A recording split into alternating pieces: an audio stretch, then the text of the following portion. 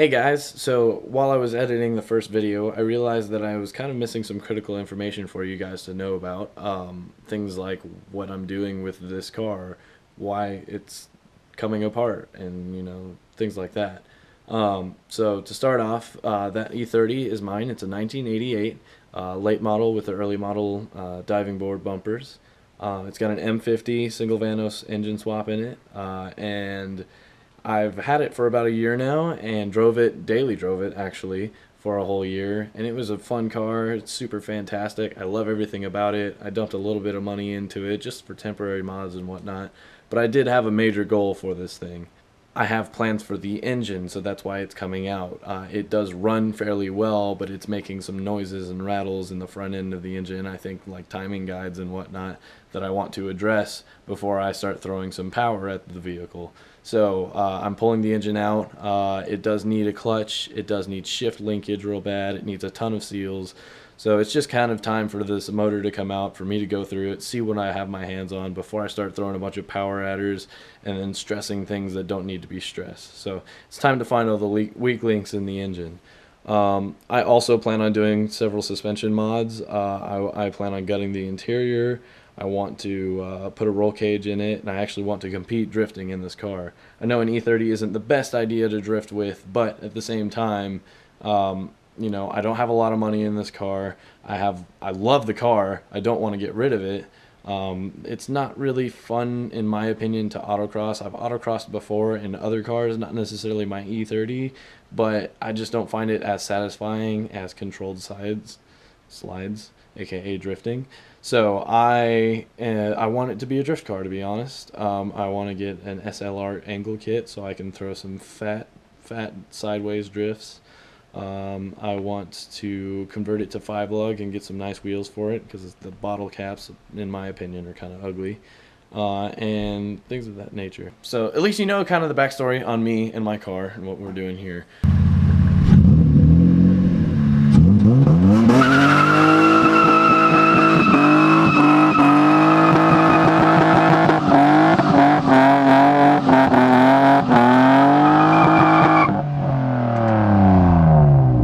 First night working on the E30, we already got the hood off and we're starting to pull the bumpers.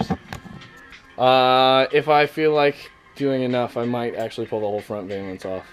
What? Is it stuck on there? Yeah. Tap it on the side. Tap it on its side. Look at the head of it.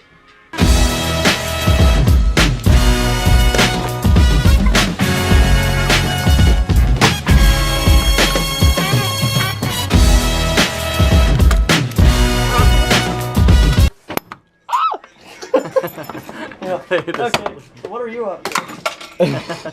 Oh, shit. Did that hit you? Yeah, it hit me in the shoulder. I'm pulling the grills and the headlights. Okay, cool.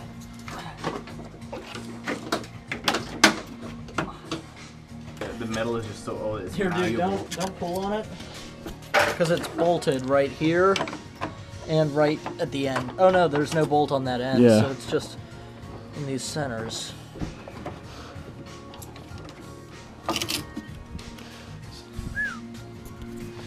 My baby's coming apart already. I can't tell you how glad I am to finally have this thing. In the garage. Oh my gosh. Hey, did these lights need to come out, Ben? So we got pretty much a bunch of the front end apart. We mean business tonight, boys. Who are we?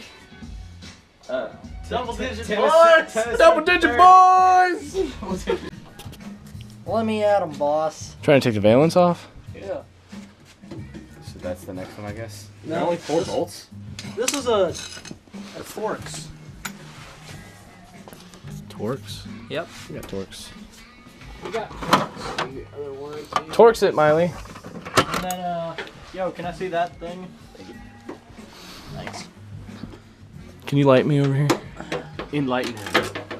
You enlighten him.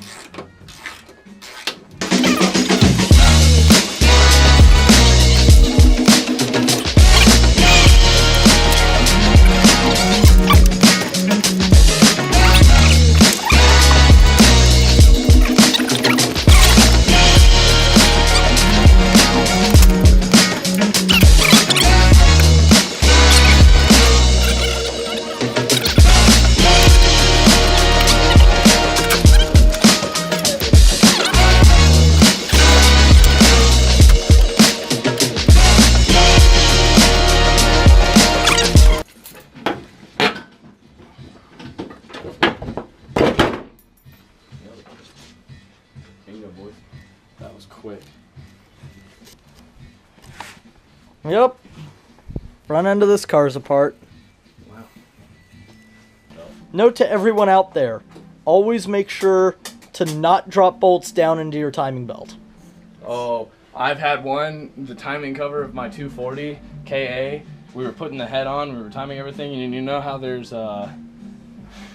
There's like a there's like a 1 millimeter space that a bolt can no, fall. you know how you can hold a tensioner back by pushing it in to where the holes line up between Mhm. the tensioner cylinder and the outside of the tensioner, and you can just stick a pin through that and hold the tensioner back. Well, we had a paper clip there, and I remember watching it in slow motion. The paper clip popped out and went tink, tink, tink into the oil pan. I was like, had to drop the whole front suspension, the whole subframe, just to get to that fucking oil pan and get the bolt out, or the little paper clip. Yeah, that was fun. Oh my gosh. That was like 3 hours of work that did not need to exist. But anyways, okay. So, good bit of progress. We got the front end off, whole front fascia. Now, yes, fan and radiator, wiring harness. This is coming out quick. This is going a lot faster than I thought it would. Yeah. 3 hands make this go so much quicker. Yeah, no, I'm just clipping these zip ties that hold my fan to my radiator.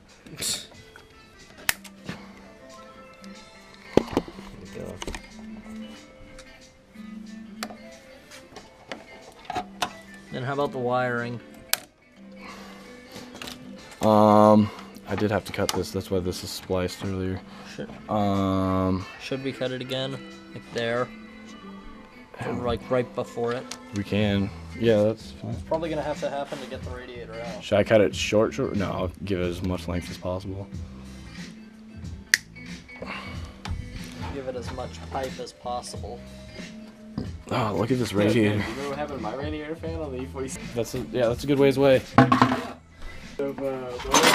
Alex called me today. Alex. Alex pretty low. Yep. I was like, ignore. Hello? He's not even in town.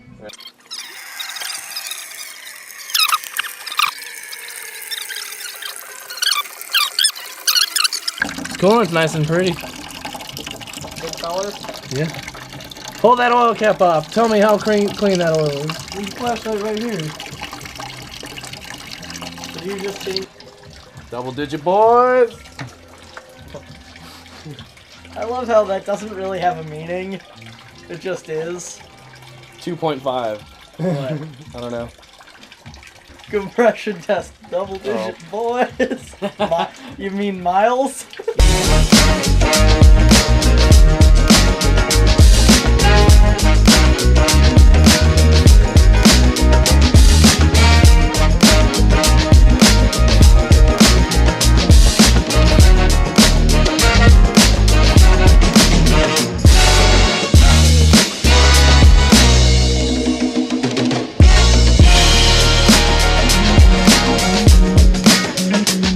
Look at that. Bam. We out here. We out here. We ballin'. Yeah, Ben, you didn't